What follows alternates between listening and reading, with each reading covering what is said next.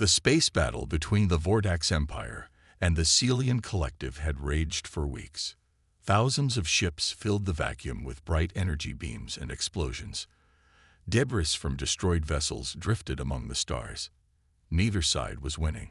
Neither side would surrender. The human exploration vessel TSS Hawking appeared suddenly in the middle of this chaos. Its hyperspace engines powered down as the ship returned to normal space. The crew had no warning before they emerged into a war zone. Commander Tahian Park sat rigid in his command chair. The main screen showed destruction everywhere. Large alien warships fired at each other in complex formations. Some ships burned while others exploded into pieces. "What happened to our navigation?" Park asked, keeping his voice calm despite the danger.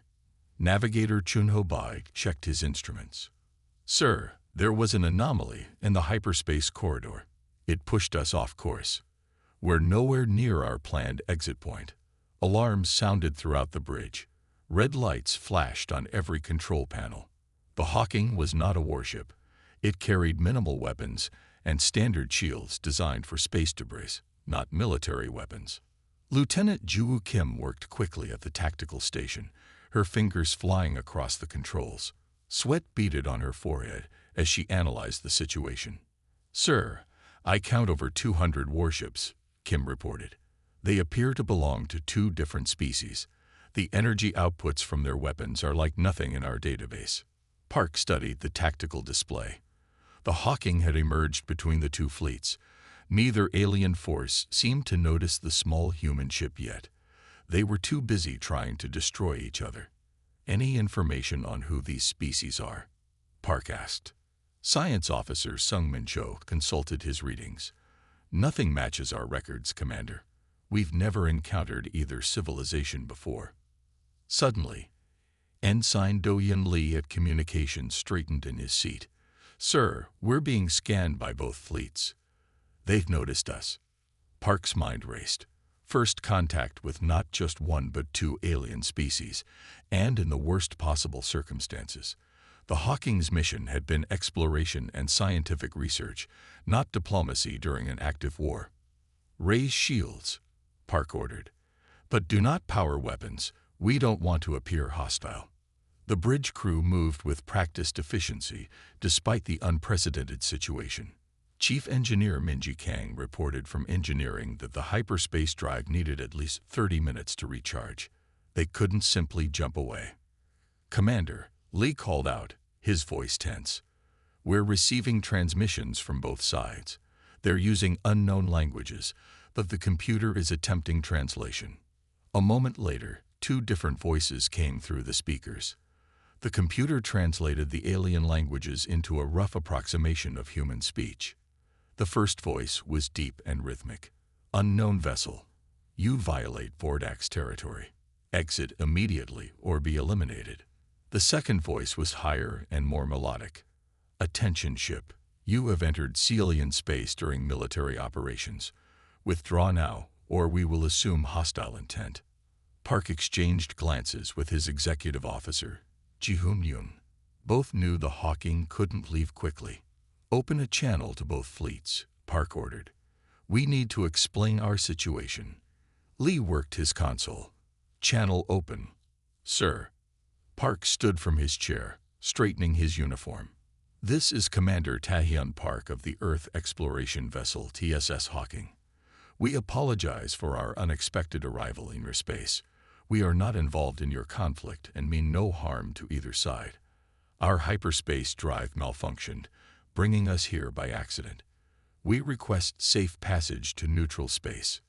The bridge crew waited tensely for a response. For several seconds, there was only silence. Then the tactical display showed movement. Ships from both fleets were changing position. "Sir," Kim reported with growing alarm, "they're surrounding us. Energy readings indicate they're charging weapons." "Both fleets?" Park asked in disbelief. "Yes, sir. It appears our message was misinterpreted, or they simply don't care." The science officer looked up from his station. "Commander, I believe there may be a translation problem." Some cultures consider apologies to be admissions of guilt or weakness. Others might interpret our claim of a drive malfunction as an obvious lie. Park's mind raced through options. The Hawking couldn't fight. They couldn't run. Diplomacy had failed. "Sir," Lee called out, "I'm receiving new messages from both fleets. The translations are coming through." The Vordax message played first. "Earth vessel. Your arrival during our sacred war against the Celian vermin proves your alliance with them. Prepare for destruction." The Celian message followed. "Human ship. The timing of your appearance confirms you serve the Vordax monsters. You will be eliminated with them." Park looked at his executive officer. "Both sides think we're working with the other." Yoon nodded grimly. "A perfect misunderstanding." On the main screen, Park watched as ships from both alien fleets stopped firing at each other. Instead, they turned their weapons toward the Hawking. The small human vessel was suddenly the focus of two angry alien armadas. "All hands, brace for impact," Park announced shipwide. "Divert all power to shields." The bridge crew secured themselves at their stations. Park returned to his command chair, gripping the armrests. The alien vessels closed in from all sides, weapons glowing with built-up energy.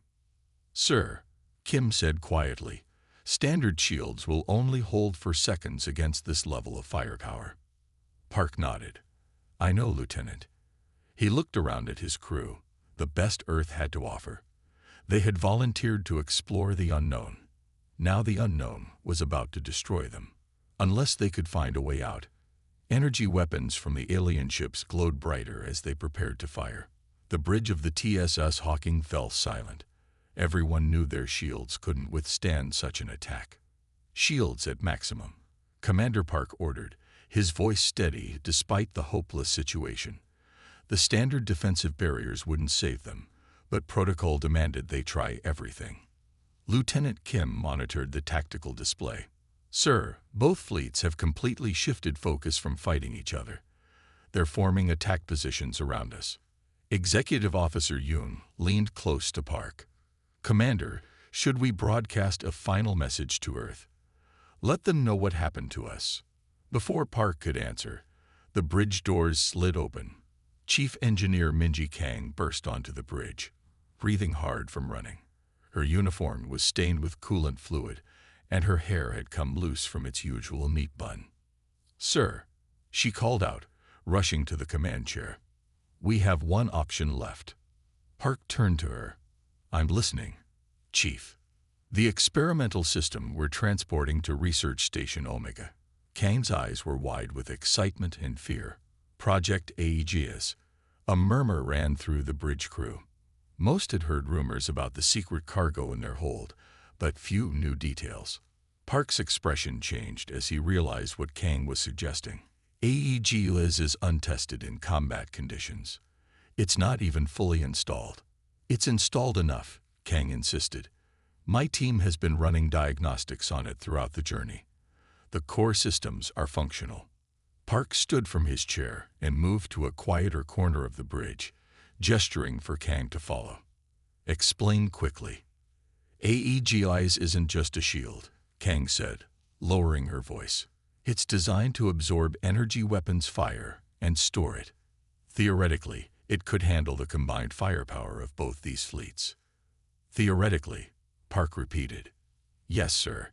It's never been tested at this scale." Science Officer Hyun Woo-choi approached them, holding a data tablet. His normally calm face showed concern. "Commander, I've been monitoring the Chief's work on Aegis. The system could indeed protect us, but the power requirements are enormous." Park took the tablet and studied the diagrams. "We'd have to divert power from life support. And engines." "Yes," Choi confirmed. "We'd be sitting still and breathing recycled air for the duration. If Aegis fails, we'd have no power left for escape or basic functions." On the main view screen, the alien vessels had completed their encirclement. The Vordax ships looked like massive crystalline structures, glowing with internal light. The Celian vessels were sleeker, with curved hulls that seemed to shift color as they moved. "Time estimate on their attack." Park asked Kim. 2 minutes, maybe less, she replied. They appear to be coordinating their firing patterns. Park looked back at Kang. How quickly can you bring AEGIs online? Kang calculated in her head. 10 minutes under normal circumstances. She saw Park's expression fall and quickly added, but we can bypass safety protocols. Maybe get it running in 8 minutes. 7 at the absolute minimum.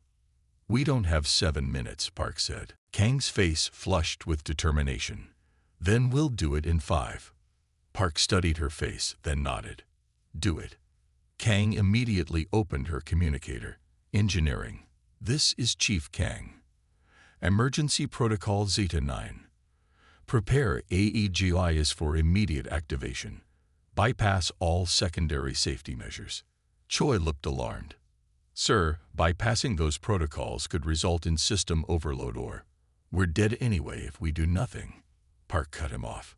He turned to address the entire bridge. All personnel, this is Commander Park.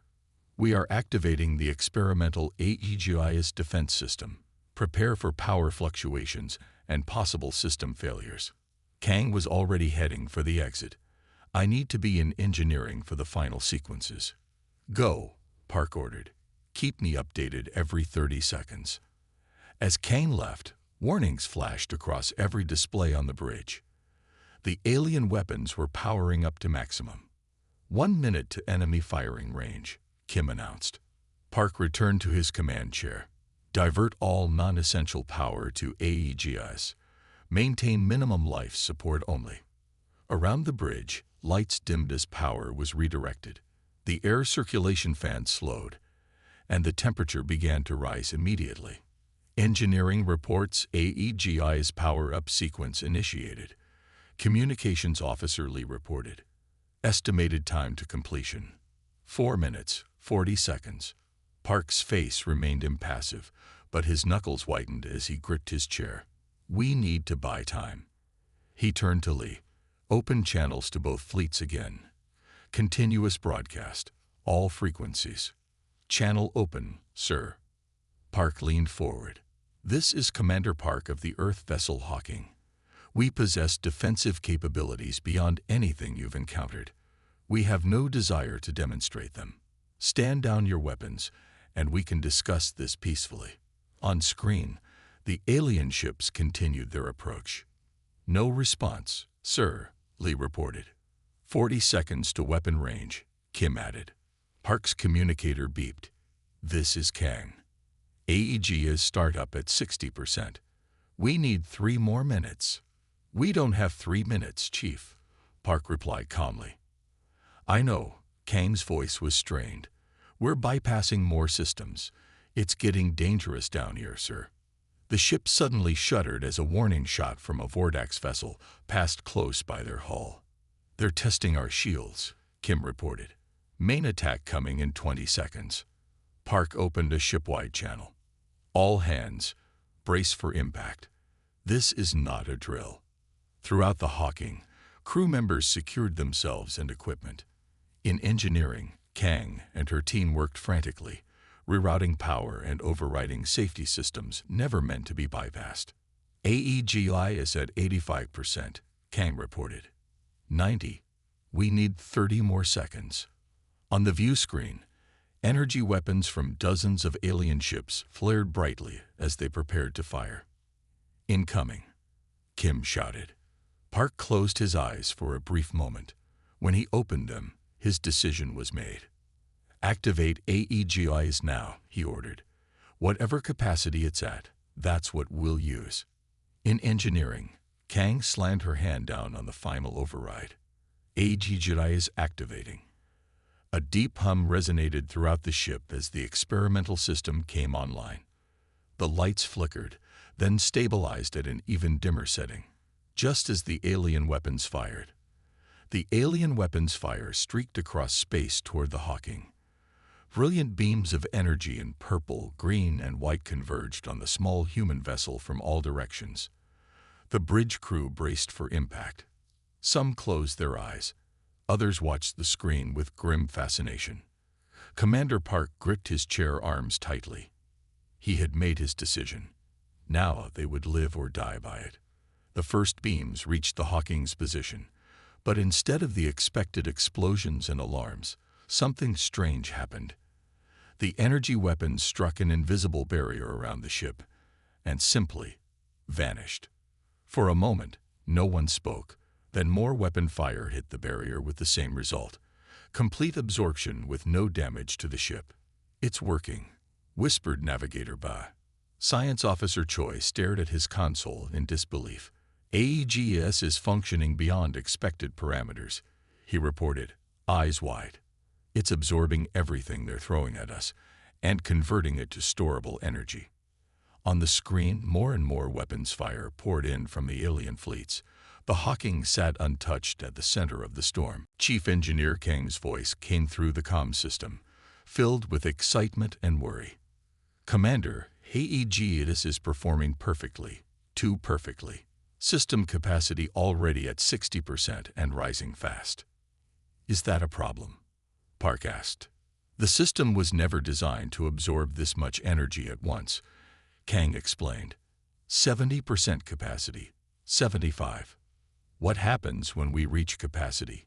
Park asked. There was a pause before Kang answered. "We don't know for certain. The system might shut down, or release the energy randomly, or," she didn't finish the sentence, "or explode."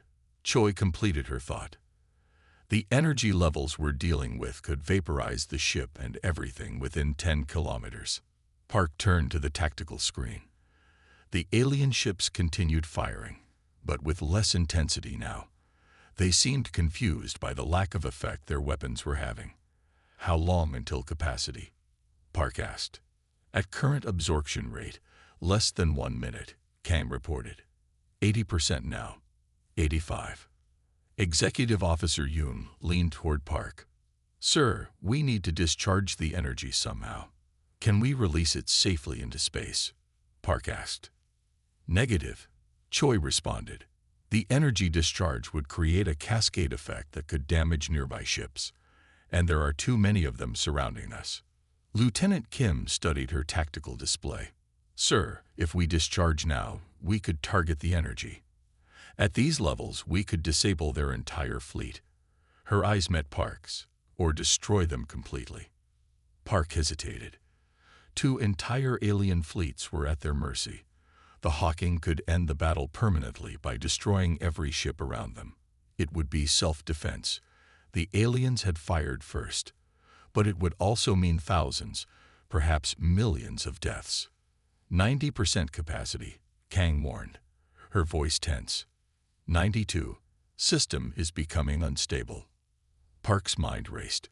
Humanity's first contact with these species couldn't be a massacre, yet they needed to ensure their own survival. "We need to show restraint," Park decided. "Kang, can you configure AEGIS to target specific systems?" "Yes," Kang replied after a moment. "What do you have in mind?" "Target weapon systems only," Park ordered. "Leave life support and engines intact." Choi looked up from his console. "Sir, that level of precision will be difficult. We've never tested AEGIS in combat before." "Then this is our first test," Park replied firmly. "Prepare the targeting system." On the view screen, the alien fleets had stopped firing. Both the crystalline Vordax ships and the sleek Celian vessels hung motionless in space, likely trying to understand why their weapons had no effect. 97% capacity, Kang reported. "Commander, I need to discharge now, or the system will overload." "Stand by," Park ordered. He turned to Communications Officer Lee. "Send one final message to both fleets. Tell them we have absorbed their energy weapons and will return fire if they continue their attack. Ask them to stand down." Lee transmitted the message. For several tense seconds, there was no response. Then, to everyone's surprise, both alien fleets resumed firing.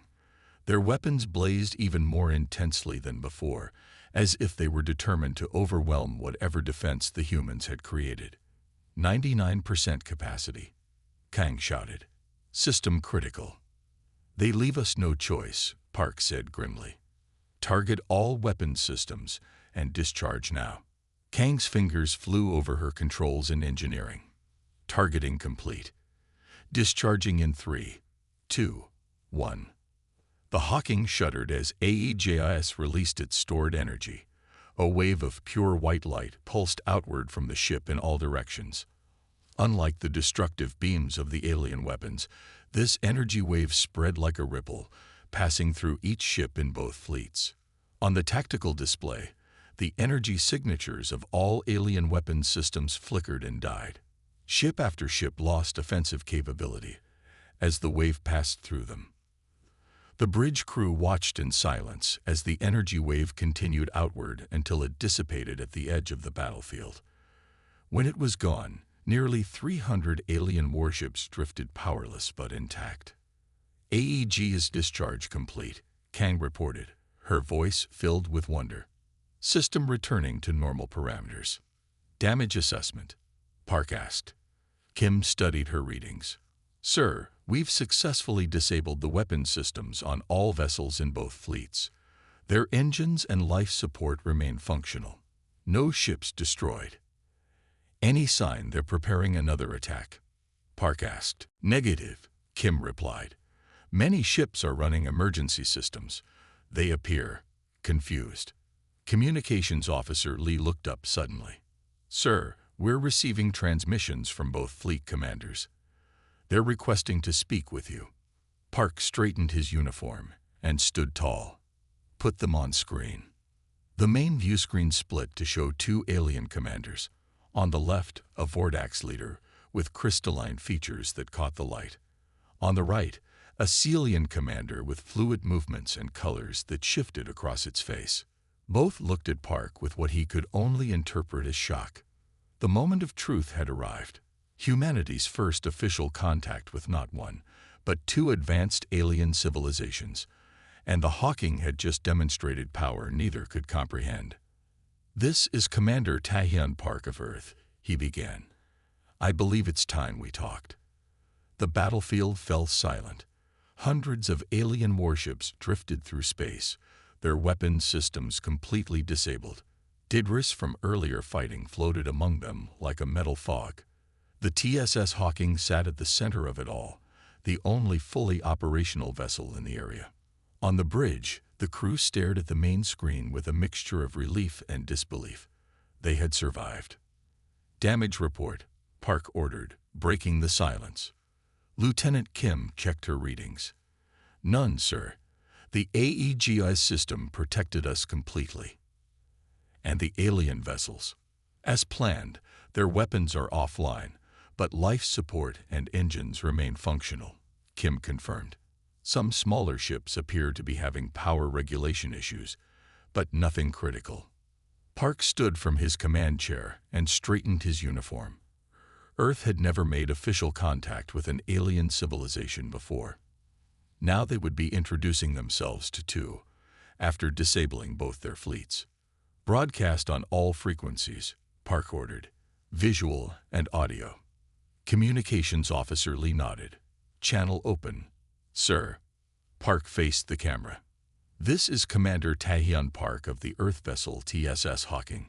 We came in peace and used minimal force to end your conflict. We offer assistance to damaged vessels and request diplomatic contact. He paused, then continued. We understand there has been a misunderstanding. We are explorers from Earth, not aligned with either of your civilizations. We possess defensive technology that, as you have witnessed, is considerable. But we wish to use it only for protection, never destruction. Park signaled for Lee to end the transmission. Will they believe us? Executive Officer Yoon asked quietly. Would you? Park replied. If a strange ship appeared and neutralized our fleet in seconds. Science Officer Choi approached with new readings. Sir, some of the alien vessels are restoring partial power. They're using maneuvering thrusters to stabilize their positions. Are any approaching us? Park asked. No, sir. They're maintaining distance. Chief Engineer Kang's voice came through the comm system. Commander, AEGS is fully reset. Power systems are back to normal. Good work, Chief, Park replied. Can we use it again if needed? Yes, sir, Kang confirmed. But I wouldn't recommend it. The system was pushed well beyond design parameters. We got lucky. Park nodded. Understood. Let's hope we don't need it again. The next 3 hours passed in tense waiting. The Hawking maintained its position as the alien fleets slowly restored auxiliary systems. Several smaller vessels approached damaged ships to provide assistance. The humans monitored all communications they could detect, but the alien languages remained largely incomprehensible despite the translation software's efforts. Park ordered a rotating rest schedule for the crew. They needed to stay alert. This situation could change quickly. He was reviewing sensor data in his ready room when Lee's voice came through the intercom. Commander, we're receiving priority transmission requests from both the Vordax and Celian leadership. Park returned to the bridge immediately. Put them through one at a time. The main screen flickered, then displayed a regal figure seated on what appeared to be a throne made of the same crystalline material as the Vordax ships. The alien's body was humanoid in basic shape, but its skin reflected light like polished quartz. When it moved, light rippled across its surface in complex patterns. I am Emperor Dorn of the Vordax Imperium, the figure stated. The translation came through clearly now. Their computer had been analyzing Vordax language patterns. You have interfered in a sacred conflict that has persisted for 12 generations. Park stood tall. We regret the interference, Emperor. Our arrival was accidental. Yet your actions were deliberate. The Emperor countered. Your technology could have annihilated us completely. His crystalline head tilted slightly. Yet you chose mercy. Why? The question seemed genuine. Park considered his answer carefully. Humans believe in preservation of life whenever possible, he replied simply. We had no reason to destroy when we could simply disable. The Emperor was silent for several seconds. Fascinating, he finally said. We will speak again, Commander Park of Earth. The transmission ended. Well, that wasn't exactly friendly, Yoon commented. But not hostile either, Park noted. Put the Celian leader through. The screen changed to show a different alien. The Celian leader appeared more fluid than solid. Colors shifted across its form like oil on water. Its voice had a musical quality that the translation couldn't fully capture.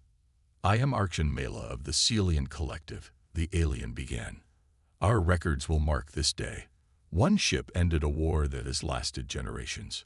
Park bowed his head slightly in acknowledgement. We must understand how, the Arkshan continued. Not just your technology, but your thinking. The Vordax would have destroyed us completely given such power, yet you did not. We hope to learn about your people as well, Park responded. This is humanity's first contact with advanced civilizations beyond our system. We come seeking knowledge and peaceful exchange. Knowledge flows both ways, the Arkshan said. Its colors shifted to deeper blues. We will send representatives to meet with you. The Vordax will surely do the same. Be cautious, humans. Old hatreds do not die easily. After the transmission ended, Park called a meeting of his senior officers. We've accidentally thrust ourselves into the middle of an ancient conflict, he told them. Both sides are curious about us, but that doesn't mean they're friendly. We need to proceed carefully. Over the next few days, the Hawking became the center of intense diplomatic activity. Small delegations from both the Vordax and Celian civilizations came aboard, always careful to avoid encountering each other. The ship's science team worked overtime studying the aliens' biology, technology, and culture, while engineering teams helped repair critical systems on damaged vessels. Word spread quickly through both alien civilizations about the humans who had ended a war with a single ship. Some called them saviors, others demons, but all agreed they had changed the balance of power in this region of space forever. Park found himself spending most of his time in carefully orchestrated diplomatic meetings. He was an explorer, not a diplomat, but humanity's first impression on these species now rested on his shoulders. We need to contact Earth, he told Yoon after a particularly tense negotiation. They need to send proper diplomatic personnel. That could take months, Yoon reminded him. Until then, it's just us. Park nodded tiredly. Then we'll do our best. These people have been fighting for generations. Maybe an outside perspective is exactly what they needed. Or maybe they just needed someone to show them a better way, Yoon suggested. Park looked out the viewport at the alien ships. Let's hope we can live up to that responsibility. The peace station hung in space like a shining wheel. Its central hub connected to 5 spokes that led to a large outer ring. The station orbited a yellow star that belonged to no empire or collective. This neutral ground had been built in just 6 months, a record time made possible by cooperation between species that had once been enemies. Commander Taehyun Park stood at the large window in the main assembly hall. His reflection showed a man changed by recent events. His uniform was new, black with silver trim instead of the exploration blue he had worn for years. His face showed new lines around the eyes, but also a calm confidence. Nervous? Asked Chief Engineer Minji Kang, who stood beside him. A little, Park admitted. I'm a ship commander, not a politician. You're the right person for this job, Kang said firmly. No one else could have done what you did. The assembly hall filled with representatives from 27 different species. Most had journeyed for weeks to attend this historic meeting. The Vordax and Celians sat on opposite sides of the room, still unwilling to mix freely despite the ceasefire. At the appointed time, Park walked to the central platform. The room fell silent. 6 months ago, my ship entered this region by accident, Park began. His voice carried clearly through the hall. We found 2 great civilizations locked in a war that had lasted generations. Today, we gather to ensure such destruction never happens again. He gestured toward a display showing the AEGI's system schematics.